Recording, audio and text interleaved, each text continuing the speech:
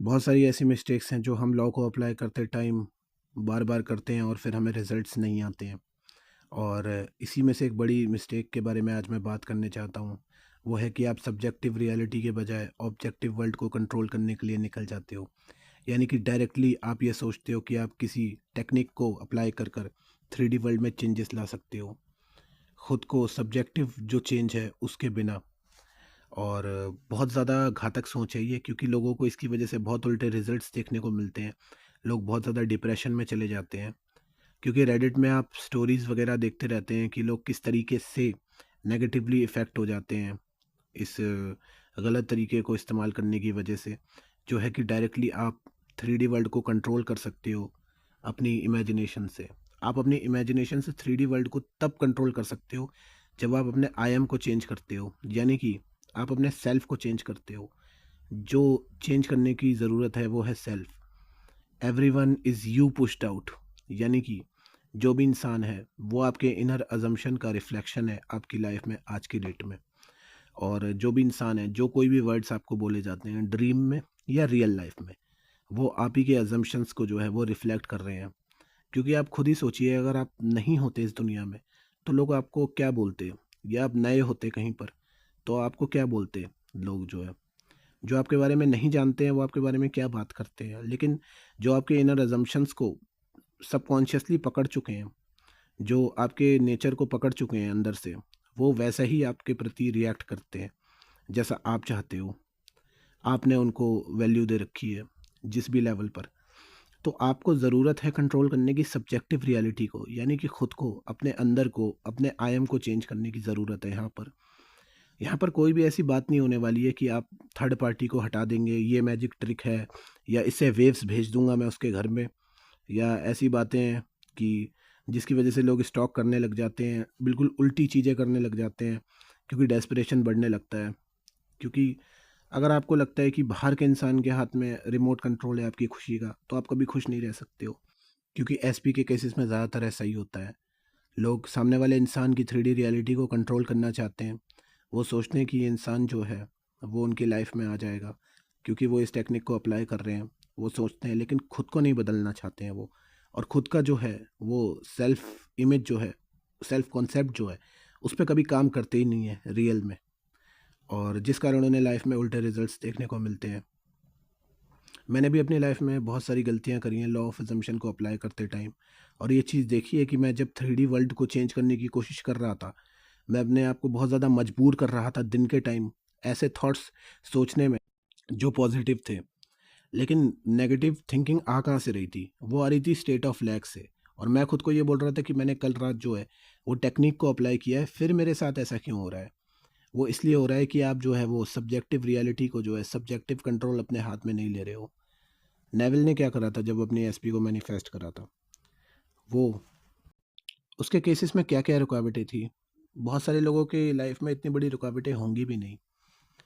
तो उसने क्या करा था? उसने सेल्फ को चेंज करा था। यानी कि उसने अपना जो अजम्पशन है वो चेंज कर दिया था। उसने ये नहीं सोचा था कि बाहर क्या हो रहा है 3D वर्ल्ड में। उसको देखकर उसने स्टेप नहीं लिया था। उसने जो है वो इनर अजम्पशन को चेंज किया था। उसने अपने आप को वो इंसान मान लिया था जो उस इंसान के साथ है।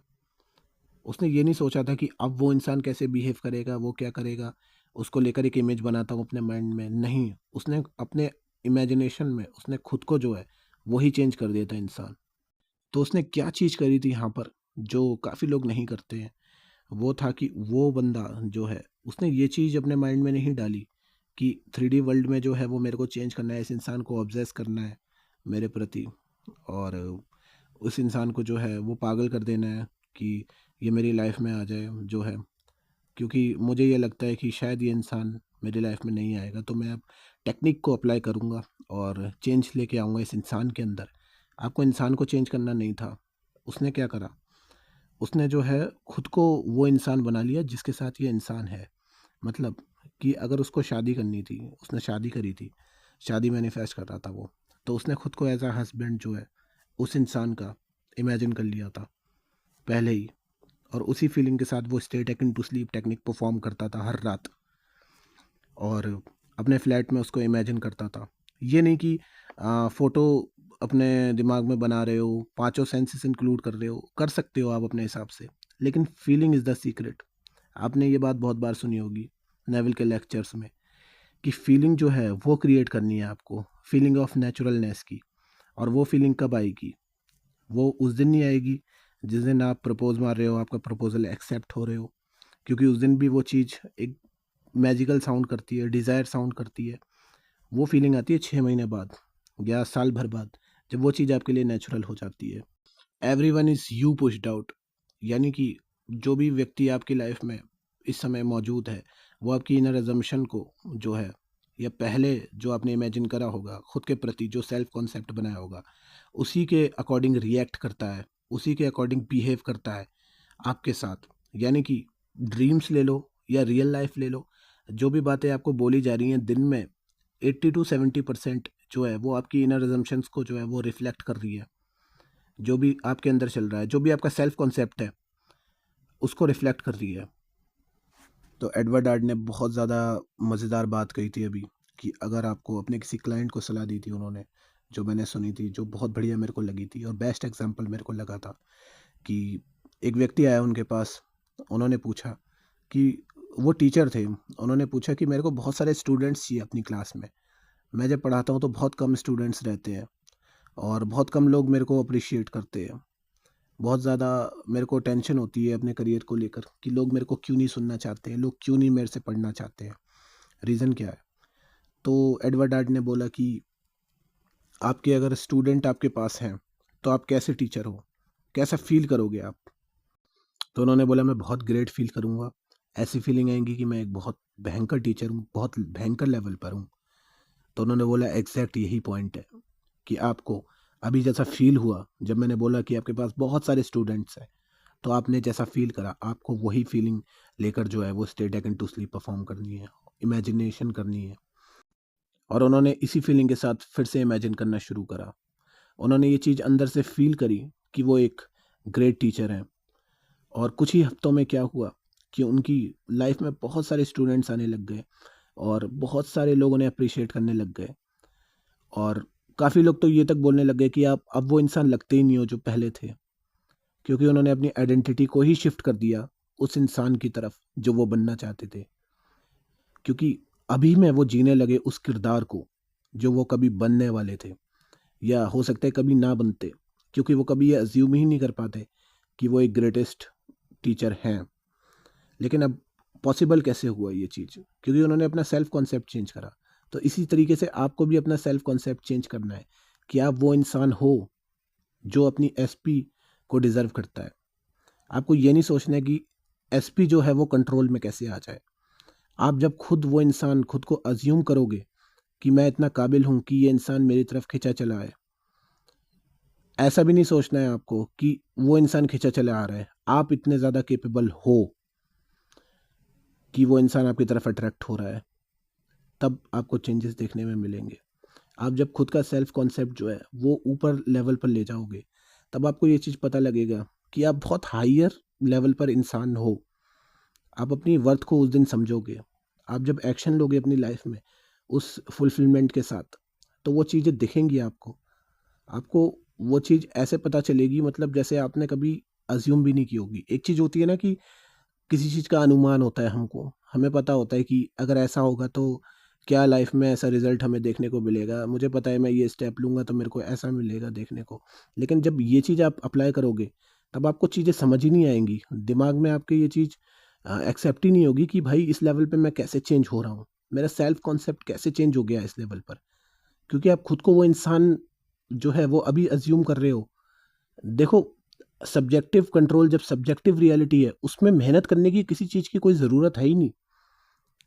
अंदर की तरफ क्या ज़रूरत है मेहनत करने की? अंदर जो इंसान है, उसको क्या ज़रूरत है? इमेजिनेशन में वो चीज़ आप दे सकते हो खुद को, आप बना सकते हो खुद को ग्रेटेस्ट, खुद को अज़्यूम कर सकते हो, क्योंकि अभी भी तो आप खुद को अज़्यूम कर ही रहे हो कुछ ना कुछ, जो रिफ्लेक्ट कर रहा है बाहर की दुनिया में। और जो पुरानी आज की डेट में जो आपकी रियलिटी है, वो पुराने अजम्पशंस का जो है रिफ्लेक्शन है।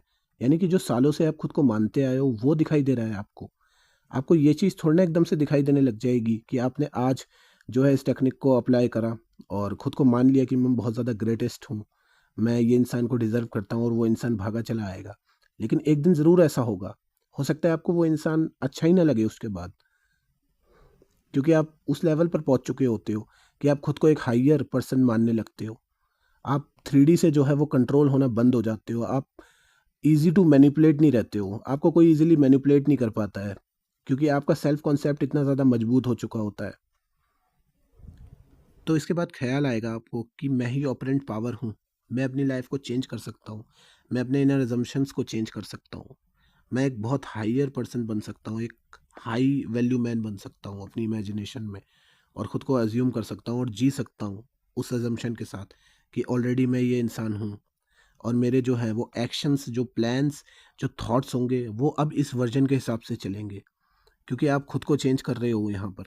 और जब आप धीरे धीरे चेंज हो जाते हो, तब आपको जो है वो रिफ्लेक्शन दिखने लगता है, और एक कम्प्लीटली डिफरेंट वर्ल्ड में पहुँच जाते हो आप। और ये एक्सपीरियंस कोई ऐसा नहीं होता है कि आपको पता चलने लगेगा, ये बहुत ज़्यादा धीरे धीरे कर कर होता है।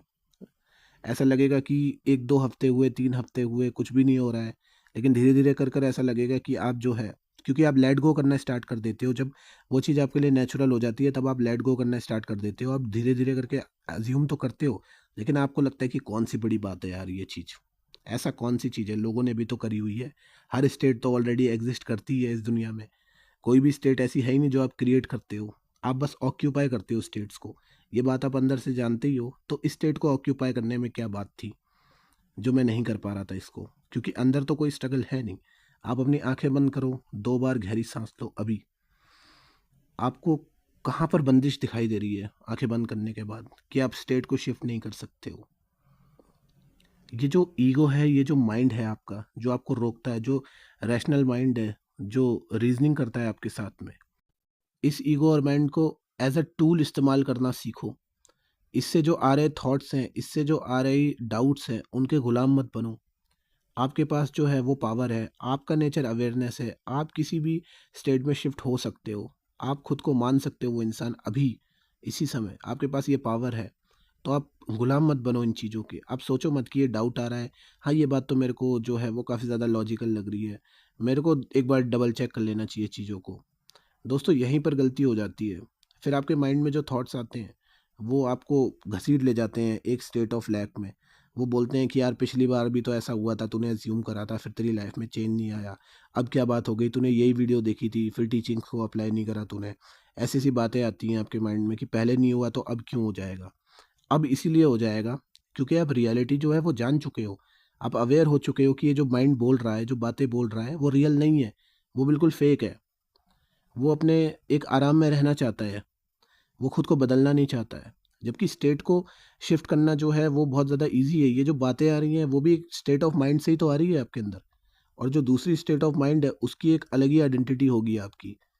वो आपको 3D वर्ल्ड में देखने को मिल जाएगी बहुत जल्द, जब आप खुद को वो इंसान अज़्यूम कर लोगे, जो ऑलरेडी वो इंसान है, जो डिज़र्व करता है सामने वाला इंसान आपका एसपी, या स्टूडेंट्स हो, या अगर आप सेमिनार कर रहे हो तो जो सुनने वाले लोग हैं, जो ऑडियंस है, वो सभी लोग रिफ्लेक्ट करते हैं कि आप एक हाई वैल्यू मैन हो।